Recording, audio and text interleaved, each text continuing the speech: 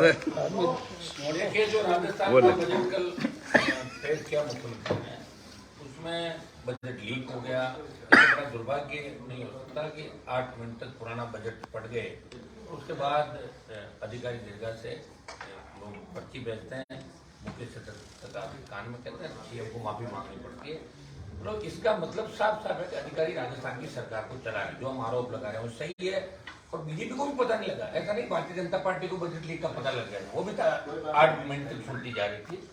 अधिकारियों ने कहा, मुख्य सचिव तक आते हैं तो फिर सीएम को माफी मांगनी पड़ती है। ये दुर्भाग्यपूर्ण घटना। इससे पहले भी 98 से 2003 में जब अशोक गहलोत मुख्यमंत्री थे तो निर्दलीय विधायक भरपूर के वो बजट को आधा घंटा पहले ही बाहर लेके आ गए थे कि ये बजट आने वाला। तब भी बजट लीक हुआ था, बड़ा हंगामा और कार्रवाई भी हुई थी। इसमें भी हमारी मांग है कि जो भी अफसर जिनकी भी कारस्तानी रही, ऐसी घटनाओं की पुनरावृत्ति नहीं हो। बजट एक मतलब उम्मीद होती है राजस्थान की जनता की, आम आवाम की, हर वर्ग की। वो देखता है कि बजट क्या आएगा। हर व्यक्ति उस दिन टेलीविजन के आगे रहता है, हर व्यक्ति और जो विधानसभा का जो लाइव चलता है उसको देखता है कि बजट के अंदर हमें क्या सौगातें मिलेगी। लेकिन एक थोड़ा सा कल की जो घटना हुई गंभीर घटना थी, जिससे देश के अंदर राजस्थान की बदनामी हुई। लेकिन खाली स्टेट के बजट की बात नहीं करें, दिल्ली की बजट की मैं बात करना चाहूंगा कि दिल्ली का जो बजट था, मुझे वहां पूछा दिल्ली के अंदर आप इसको कितने नंबर दोगे, तो मैंने कहा 10 में से 2 नंबर दूंगा इसको, क्योंकि दिल्ली के बजट से भी बड़ी उम्मीद देश के लोगों की थी। जवान, किसान, उसको कहीं नहीं लिया गया। और विशेषकर राजस्थान, कर्नाटक के अंदर चुनाव है तो सूखे को लेकर कर्नाटक में विशेष पैकेज कर्नाटक के चुनाव के अंदर दिया गया था। कर्नाटक के मंत्रियों में दम था, वो कर्नाटक में पैसे ले गए। और हमारे यहाँ से 5 से 6 लोग राजस्थान को रिप्रेजेंट करते हैं। 5-6 मंत्री, बड़े बड़े बयान इनके आते हैं, ये कर दिया वो कर दिया, और जब नहीं होता तो कहते स्टेट गवर्नमेंट ने नहीं किया। आरोप प्रत्यारोप अखबार में छपने के अलावा इनका कोई काम नहीं। राजस्थान को नया पैसा नहीं दिला पाए। ये दुर्भाग्यपूर्ण बात है कि 4 साल के अंदर हमारे 5 मंत्री होते भी राजस्थान को एक नई रेल लाइन की सौगात भी राजस्थान को नहीं मिली। और जो इसके अंदर एक इनकम टैक्स जो छूट दी थी 7 लाख की, उसको भी अगर गंभीरता से देखेंगे तो मुझे नहीं लगता है वो सिर्फ नए जो इनकम टैक्स देंगे उन लोगों को फायदा मिलेगा। हमने मांग करी थी कल जब बजट के ऊपर रिप्लाई दें, उस समय बजट भाषण के अंदर भी हमने कहा था कि 10 लाख तक की आयकर सीमा में छूट प्रत्येक नागरिक को मिलनी थी। बड़ी उम्मीदें थी, लेकिन दिल्ली का बजट भी ठीक नहीं था। और राजस्थान के बजट के अंदर एक बहुत बड़ी उम्मीद थी राजस्थान के गरीबों को, चाहे आप मुख्यमंत्री योजना का घर, प्रधानमंत्री आवास योजना का घर बनाओगे तो बजरी की आवश्यकता है। कहाँ से बजरी लाओगे आप बताओ मुझे। बजरी की दरें 50 रुपये 45 रुपये राजकोष में जमा होंगे, 16-17 टन के जमा होते हैं। 40 टन पे वो बजरी के 550-600 रुपये बजरी माफिया ले रहा है। ये वही बजरी माफिया है तो वसुंधरा जी की सरकार चलाता था, गहलोत की सरकार चला रहा है। एक हाथ जेब में कांग्रेस है, एक जेब में भाजपा है। अभी बड़ी बड़ी शादियों में, बड़े बड़े होटलों में दिल्ली के अंदर भाजपा के बड़े नेताओं मंत्रियों के साथ भी दिखेगा, और कांग्रेस के बड़े नेताओं मंत्रियों के साथ भी दिखेगा, और दिल्ली के मंत्रियों के साथ भी दिखेगा, और राजस्थान के मुख्यमंत्री करीब मंत्रियों के साथ। और ये चैलेंज और करता है कि मैं कहीं से भी टिकट ले सकता हूँ, कहीं से बात सकता हूँ, और दोनों पार्टियों से टिकट ले सकता हूँ। इतना बड़ा बजरी माफिया का अभिमान आप देखिए। और दिल्ली भी आप देखिए किस तरह दिल्ली किस दौर से गुजरी है। अडानी का नाम मत लो, अडानी का नाम ले लिया तो लोग ना ना ना अडानी का नाम मत लो। मतलब इतना रटा दिया उनको अडानी अडानी अडानी कि जैसे अडानी मोदी से बड़ा हो गया, ऐसा दिल्ली के अंदर हमें लग रहा था। अडानी देश चला रहा है, उन्हें बजरी माफिया राजस्थान की सरकार चला रहे। पेपर लीक की जो घटनाएं हो रही प्रदेश के अंदर, ये आपसे कोई छुपी नहीं। और मुख्यमंत्री अपनी सरकार बचाने में लगे हुए हैं, और सचिन पायलट राजस्थान में मुख्यमंत्री बनने में लगे हुए हैं। और बीजेपी सो रही है, बिना दूल्हे की बारात है। हर कोई मुख्यमंत्री का सपना ले रहा है भारतीय जनता पार्टी। 10 को 15 को मैं जानता हूँ तो एमएलए जीतने उनके पास सीट नहीं है। मैंने कहा जीतोगे कैसे बताओ, तो जीत जाएंगे कैसे जीतोगे, समीकरण बताओ। तुम जीते तो नहीं, सारे उपचुनाव तो भाजपा हार गई राजस्थान के अंदर, कहाँ से तुम्हारी खबर सीट आ रही है। मुख्यमंत्री के 12-13 दावेदार और एक पुरानी दावेदार। तो ये हालात भारतीय जनता पार्टी को, उनको राजस्थान की चिंता नहीं। किसान आत्महत्या कर रहा है। तीनों कृषि बिलों के मामले में दिल्ली की सरकार को वापस आना पड़ा। और अग्निपथ की जो योजना दिल्ली लेके आई है, इसको लेके हम बड़ी रैलियां राजस्थान में कर रहे हैं। आगामी दिनों में बड़े प्रदर्शन भी करेंगे, और 1 लाख से ज्यादा जवानों के साथ हम दिल्ली को घेरेंगे। आगामी 1-2 महीने के अंदर हम दिल्ली पूरी करेंगे और अग्निपथ को वापस कराएंगे। सेना के सम्मान के अंदर राष्ट्रीय लोकतांत्रिक पार्टी ने पहले भी जोधपुर में बड़ी रैली करके संदेश दिया था। हम दोनों सरकारों के खिलाफ, राजस्थान की सरकार यहाँ पे फेल है और दिल्ली की सरकार जवान और किसान की चिंता नहीं करी, दिल्ली की चिंता नहीं करी। पेट्रोल डीजल की कीमतें बढ़ गई, अंतर्राष्ट्रीय बाजार में प्रति बैरल कच्चा तेल कम होने के बावजूद भी पेट्रोल डीजल हमें 100 रुपये के आसपास देना पड़ रहा है। तो बेरोजगारी, किसान और जो बदलाव होना चाहिए देश के अंदर, वो बदलाव नहीं हो रहा। धीरे धीरे आपका BSNL भी मुझे लग रहा है कि इसको भी बेच देंगे। करीब करीब जो सरकारी हमारे थे, सरकार की जो योजनाएं थी, सरकारी तंत्र था, सरकारी महकमे थे, वो प्राइवेट हाथों के अंदर बेच के कुछ लोगों को लाभ पहुंचाने का दिल्ली की सरकार भी काम कर रही है। और गहलोत का एकमात्र उद्देश्य कैसे न कैसे करके सरकार कैसे बचाए, ये अशोक गहलोत का उद्देश्य है। तो जो प्रदेश का बजट आया है, इसमें उन्होंने घोषणा की है तो 500 रुपये का सिलेंडर जो घोषणा की है, दूसरा केंद्रीय योजना का दायरा बढ़ाया है। सरकार को लगता है कि इस तरह की जो घोषणाएं हैं जो आम आदमी से इफेक्ट करती है, उससे वापस सत्ता में आ जाएगी। मैं ये कह सकता हूँ कि घोषणाएं अच्छी, लेकिन क्रियान्वित कैसे होगी आप बताओ। बजट कहाँ से लाएंगे? क्या जनता को टैक्स लगाओ दूसरे तरीके से? इन घोषणाओं से काम नहीं चलेगा, काम करना होगा। पिछली बार के बजट की भी क्रियान्वित नहीं हुई, कई जगहों पर धरातल पर नहीं आई, राशि का दुरुपयोग हो गया, कई जगह काम नहीं हुए। तो वो समझा है जब मुख्यमंत्री, मैं तो ये कह रहा हूँ बजरी की तरह मुख्यमंत्री को कम करने की इमीडिएट, जहाँ बजरी की लीज नहीं है, जहाँ बजरी नहीं निकलती है। मुझे कह रहे हैं भोपालगढ़ एरिया के अंदर में बजरी चालू है तो रॉयल्टी के नाके लगा दिए। सारे देश के गुंडे बदमाश यहाँ आगे क्रिमिनल, और आम जिस तरह के हालात हो रहे हैं, बजरी माफिया जिस तरह आतंक फैला रहा राजस्थान का, इसके भी लगाम लगानी होगी।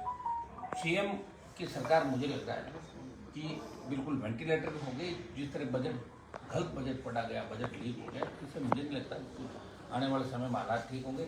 हाँ, घोषणाएं, अगर आप घोषणाओं को देखोगे तो घोषणाएं अच्छी, लेकिन घोषणाओं की क्रियान्वित कैसे करेंगे? कुछ घोषणाएं अच्छी है, जैसे ये आपकी गैस सिलेंडर की बात की, या जैसे किसान की बिजली की बात, हम तो करें फ्री बिजली करो किसान की। आप जो कुछ बिजली फ्री करिए, आप 2000 यूनिट, हम चाहते हैं कि किसान की पूरी बिजली फ्री करो आप, किसान की जो, और घरेलू उपभोक्ताओं के 8,000 रुपये आप कर दीजिए। ये कीजिए, आप कोई बड़ा रेवेन्यू नहीं देना पड़ेगा, 10,000 करोड़ के लगभग रेवेन्यू राजस्थान को मिलेगा। और टोल मुक्त की हमारी बात थी, पिछली सरकार ने RLP के आंदोलनों के बाद स्टेट हाईवे टोल मुक्त किए थे, क्योंकि नेशनल हाईवे हो सकता है कि स्टेट गवर्नमेंट के पास इतना रेवेन्यू नहीं हो, वो दिल्ली वालों को शामिल करना पड़ता है। तो स्टेट हाईवे राजस्थान की सरकार को टोल मुक्त करके जनता को राहत देने की, ये हमारी मांग है। कि बजट में रिप्लाई दे मुख्यमंत्री, जो बजरी की दरें कम करे, स्टेट हाईवे टोल फ्री करे, और जो जितने भी हमारे संविदा कर्मी लंबे समय से आंदोलित हैं, इनकी मांगों पर सकारात्मक विचार करना चाहिए। लेकिन भारतीय जनता पार्टी खाली बेल में नारे लगा के और फोटो छपा अगर चाहती है कि राजस्थान में हम सत्ता में आ जाए, तो बीजेपी को लोग भूले नहीं है। सारे पेपर लीक बीजेपी के टाइम हुआ था, क्राइम भारतीय जनता पार्टी के टाइम हुआ, गैंगवार की घटनाएं बीजेपी के टाइम, वसुंधरा के 3 से 8 और 13 से 18 के जो कार्यकाल थे, उस समय कितने किसान के बेटों के सीने पे गोलियां मारी गई, कितने गुजर मारे गए, कितने जाट मारे गए, कितने मेघवाल मारे गए, SC, ST, OBC पे जो अत्याचार हुए उसको भी लोग नहीं भूला। इसलिए भारतीय जनता पार्टी को वोट नहीं देना चाहेगा। राजस्थान बदलाव चाहता है, और राजस्थान तीसरा विकल्प चाहता है, क्षेत्रीय पार्टी को सत्ता में चाहता है राजस्थान का जवान। OPS और जो कर्मचारियों को लेकर जो घोषणा की है, जो बच्चे हुए थे उनको भी OPS देने की घोषणा कर दी। OPS में नो डाउट पैसा आने वाले समय में देना होगा। और जो CM जो कल कह रहे थे कि हिमाचल में OPS का फायदा मिला है उनको, तो यहाँ पे भी फायदा मिल जाएगा। आपको लगता है कि कांग्रेस का ये जो बड़ा मास स्ट्रोक खेला है, चुनाव में फायदा करेगा?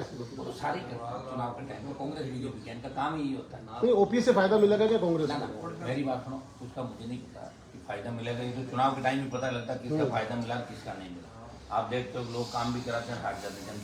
जनता को ये लगता है, और जैसे कर्मचारी तो बहुत इंटेलिजेंट होता है, कई बार अपन लंबे समय तक संघर्ष करते हैं, और चीज बात बहुत संघर्ष के बाद मिलती है, तो जनता भी पता क्या कहती है, हमें बहुत तंग किया, ऐसे इलाज करेंगे, वो मन में बैठ जाती है। उसका क्या होगा, ये तो चुनाव ही बता पाएंगे फायदा। लेकिन मैंने तो OPS की बात दिल्ली के अंदर भी की कि ओल्ड लागू होनी थी पेंशन। मैंने 2 दिन पहले मामला उठाया था, केंद्र सरकार को भी योजना लागू करनी थी, पैरामिलिट्री फोर्स से लेकर तमाम बात मैंने उठाई। लगातार इस फ्लैगशिप योजनाएं शुरू करी, जैसे इंदिरा रसोई है, अभी ये चिरंजीवी है, इसको लेकर के क्या लगता है? इससे अब ये दायरा बढ़ा दिया इसका तो क्या फायदा मिलेगा। भ्रष्टाचार होगा या फायदा आप मिलेगा? ऐसा सुनो, गरीब को तो फायदा मिलना चाहिए ना, मिलेगा। अरे मोदी जी ने तो बजट ही ले लिया हमारा, 10 करोड़ रुपए सांसदों से ले लिए, इतनी भूख आ गई दिल्ली के अंदर कि MP कोटा जो 5 करोड़ होता उसको 2 साल का प्रधानमंत्री ने हमसे कोटा ले लिया। MP के सारे अधिकार खत्म कर दिए। सेंट्रल स्कूल में किसी भाई की अगर मदद करने के 10 एडमिशन कराते थे वो खत्म कर दिया। और हमने तो ये भी कहा साहब आप रिजर्वेशन और ये जो 10, 15, 20 टिकट देते हो ये भी खत्म करो, फालतू का बहुत लेगी क्यों, तो हम कर लेंगे, घूमना हो रेल में चल लेंगे, उसके साथ में चल लेंगे। एक जो सांसदों की स्थिति दिल्ली के अंदर है वो बहुत मतलब बदले की भावना से वहाँ काम होता है। बीजेपी के MP के तो फिर भी काम हो जाता है, लेकिन जो बीजेपी के MP नहीं है वो मैंने देश के अंदर देखा कि उनके काम दिल्ली के अंदर उनका कागज जाता तो उसको एक साइड में फेंक देते। कई मंत्रियों को मैंने देखा, समझदार मंत्री तो मैं स्टेट गवर्नमेंट के अंदर एक मैंने फर्क देखा कि 13 से 18 जब वसुंधरा CM थी, मैं खींवसर से विधायक था, मेरे खींवसर में पूरा काम रोक दिया था 3.5 साल का, मुझे सुप्रीम कोर्ट जाना पड़ा। 199 का काम होगा, हनुमान बेनीवाल का नहीं होगा। लेकिन इसमें थोड़ा अशोक गहलोत कह सकते हो, ये भारतीय जनता पार्टी के लोगों के भी उतना ही काम करता है जितना कांग्रेस के लोगों। सड़कें बनेगी बीजेपी के लोगों, बिजली बीजेपी के लोगों के, PhD मतलब हर विधायक को अधिकार। ये सॉफ्ट इस मामले में कह सकता हूँ।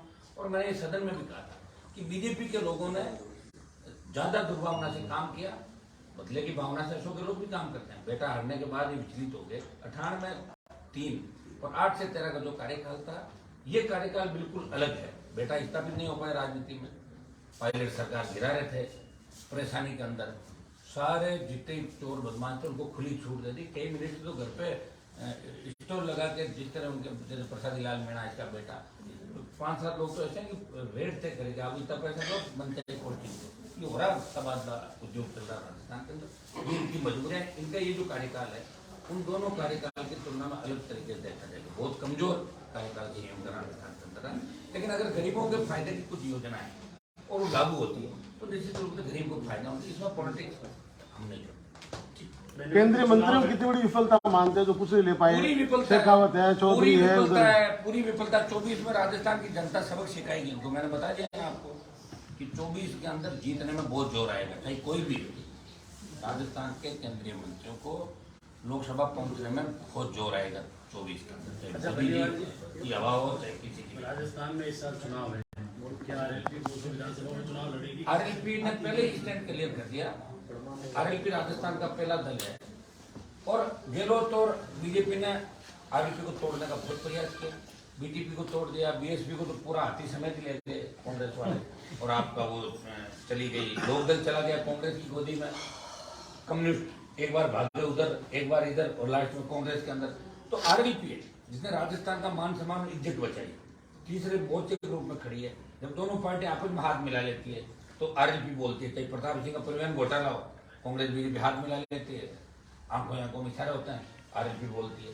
चाहे महेश जोशी के बेटे का मामला हो, RLP बोलती है। कांग्रेस की विधायक नामा का विधायक हो, चाहे आपका बेगू का विधायक हो, चाहे जोरीलाल का हो, जब इनके बच्चों पे, परिवारों पे बात आती है और ये अन्याय, अत्याचार, हत्या, लूट, बलात्कार करते हैं, तो एक ही पार्टी सड़क पर आती है, और राष्ट्रीय लोकतांत्रिक पार्टी। पेपर लीक, रीड से लेके गैंगस्टर, अपराधियों के खिलाफ वो मोर्चा खोलता हुआ नजर आता है तो राष्ट्रीय लोकतांत्रिक पार्टी। राष्ट्रीय लोकतांत्रिक पार्टी लोगों के मन में बस चुके। राजस्थान का जवान इस पार्टी को अपनी पार्टी मानता है। पहली बार यूपी, बिहार और हरियाणा के झंडे पकड़ के हमारे लोग नारे लगाते थे। पहले किसान नेता मुश्किल से वो झंडे छुड़ाया, वो झंडे छोड़ के RLP के लोग, ये राजस्थान का जवान महसूस करता है कि हमारी पार्टी है, इस पार्टी को हमें आगे बढ़ाना है और ये भ्रष्टाचार मुक्त राजस्थान देगी। और 200 सीट पे चुनाव की हमने पहले ही घोषणा कर दी, लेकिन 150 से ज्यादा सीटों में लड़ेंगे। क्षेत्रीय दल और कोई अगर आता है जो कांग्रेस BJP के खिलाफ है और जिनका जहां प्रभाव है, तो गठबंधन भी उन लोगों से हम करेंगे। हम चाहेंगे कि भाजपा को रोकें और कांग्रेस को भी रोकें राजस्थान। ये हमारा उद्देश्य रहेगा। ओसिया भी लड़ोगे साथ? बता तो दिया, तो 150 में मारवाड़ की तो 43 पूरी है, 43। मारवाड़ में नागौर आ गया, वो क्या अभी 43 में कमाल कर रहे हो। पिछली बार जीता दिया था, गलती करते थे, सारा हो जाएगा, आप चिंता ही मत करो। सारा